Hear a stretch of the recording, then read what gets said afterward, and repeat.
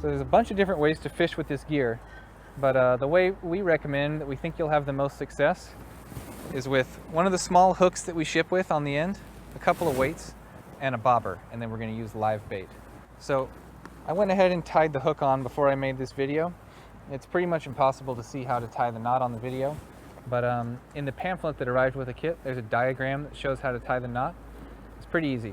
So tie the hook onto the end, and then I've got a few weights here. These are the same split weights that arrive with the kit. Just grab them and pinch them onto the line. 2 or 3 is fine. And then I've got one of these red and white bobbers. Now these bobbers, they float. So they clip onto the line. The bobber will float and set the depth that your bait dangles beneath the surface. So there's 2 hooks on these bobbers. The way you attach it to the line, bracing the hook on the bottom against my thumb and pressing the button to expose the hook on one side. I clip it to the line, and then I'm going to press just the button. Now I can see the hook on the other side, and I'm going to clip the line to it again. Now what I have is the bobber is hooked to the line in 2 places so that it stays where I want it, but with a little bit of force I can adjust it up and down the line. So I got the bobber clipped.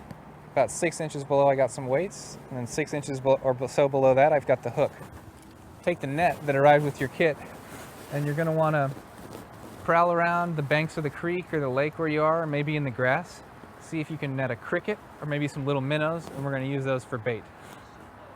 You could also stop at the bait shop on the way and pick up some minnows, but it's way more fun to do it yourself. So I'm going to go find some minnows, and I'll be back in a second to talk about how to fish.